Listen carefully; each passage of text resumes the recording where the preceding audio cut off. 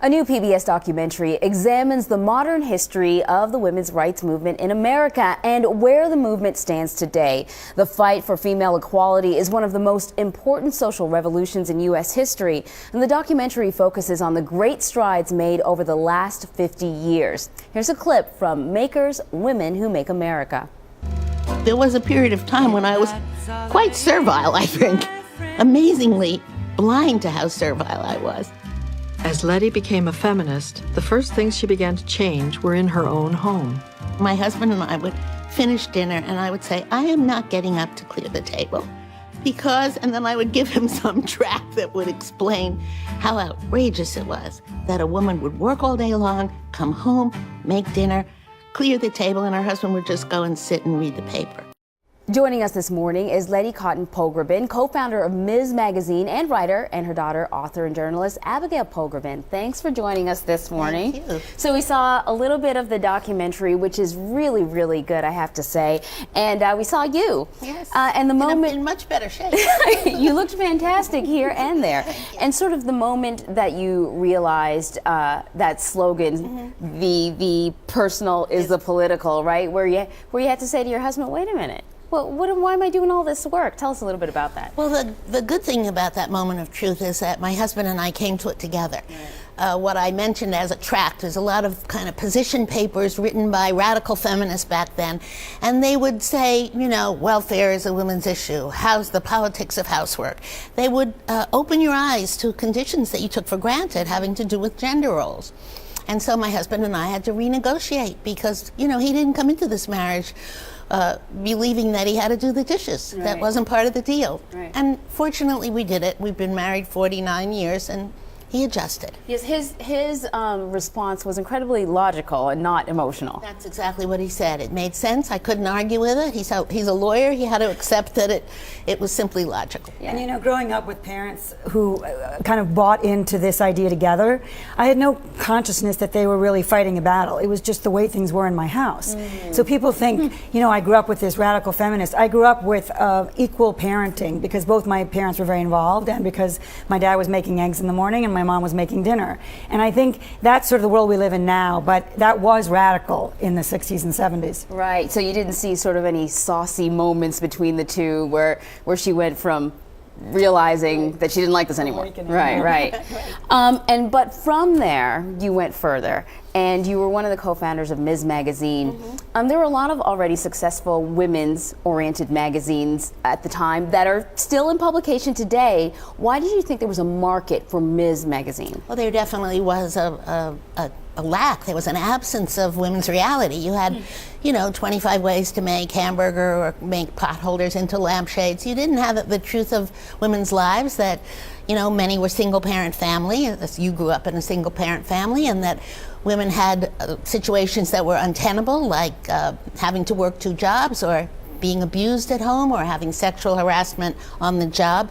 These were circumstances that were life for a woman, but Ms. made it clear that you don't have to tolerate that these are illegal acts and that we as women could join together and collectively change the world. I think about sort of when you think about the internet and how people felt isolated maybe with certain issues, and the internet brought them together. Ms. kind of did that too, that women felt like they were the only ones going through certain things, and Ms. said no. Abby recently wrote a piece on the 40th anniversary of Ms. and researched this very thoroughly. So. No, and there was just people were from all, it wasn't just the 2 coasts. I mean, women in Kansas, you know, women in Podunk, wherever, they were saying they're speaking a truth that I didn't even think could be uttered. There was kind of an affirmation of what they were struggling with. And I think that was liberating in and of itself because they thought they were alone. So, Abby, you grew up in this household where clearly your mom and dad have figured out. She was burning bras. It was crazy. Right. Crazy childhood. It was pandemonium. But clearly your parents figured out how to negotiate this, how to evolve. And you certainly you're of the generation that has benefited from all the sacrifices that were made. You're in the documentary as well, and let's roll a little bit of that here. Women like Pogrebin were the beneficiaries of their mother's hard-won victories. They had good educations, marriages of equality, and well-paying, satisfying jobs. In Pogrebin's case, a career as a television journalist. If you could just read that again, we need a little picked up. Though grateful, She, and others like her, also felt let down by their mother's feminism. I don't think I was prepared for the ambivalence of motherhood and career. I don't think my mother really ever laid out how complicated that was going to be or could become. So when I hit it, and pretty much every friend in my life did, I felt a little bit like I was hit by a truck and that I hadn't been given the tools to respond. So we should point out that you worked for 60 Minutes for some time as well. Across the street. Yeah, yeah. And what you bring up in this documentary, I think, is a conversation that has recently been brought up kind of across the board. We had, an article in The Atlantic, I'm not sure if you remember, in the summertime, Anne-Marie Slaughter, who worked for Hillary Clinton and quit. And one of her challenges was juggling her professional life and her family life. What was the toughest thing for you? I think, and I want to clarify, I don't feel like my mother's job was to say, you're going to hit this point and it's going to be hard. But I think because she was fighting new battles, charting really new ground, she wasn't so much weighing this tension that our generation, you're younger than I, talk about more, because they had so much to change. Once we were all the beneficiaries of all of that revolution, what we kind of woke up to is, well, we have all these opportunities. But I didn't expect that part of the package was this ambivalence, as I put it, right. To have this little baby at home that I miss during the day, or I feel like needs me, or I'm not seeing as much as I want to. And I felt, I think, a little kind of feminist guilt. Am I not living this dream that was supposed to be possible? And I think what I ended up doing was choosing a career as a writer instead of getting on planes all the time and going to Rwanda.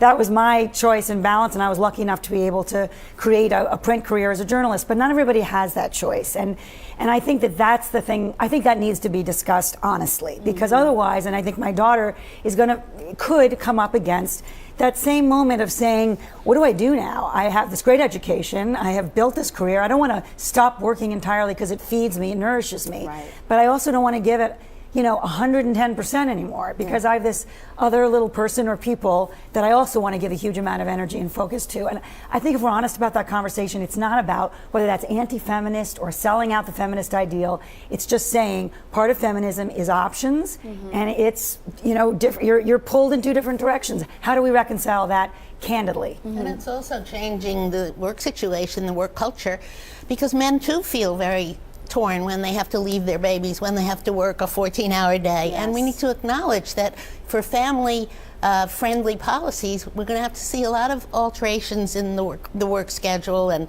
accommodations. Yeah, that was one of the big conversations that came out of that topic, that, hey, we can't do it alone. You worked with many men to get this accomplished, these changes accomplished, and that'll be something that'll be continue as we move forward. It must continue, and that's why we want new young feminists to join in the effort. Look at that protect the rights that we've all won. She's still campaigning. Yeah, clearly. That's lovely. Thank you. Letty Pogrebin, co-founder of Ms. Magazine and writer, and her daughter Abigail Pogrebin, author and journalist. Thanks for joining us this morning. The documentary is called Makers, Women Who Make America. It premieres Tuesday, February the 26th at 8 p.m. on PBS. Check your local listings.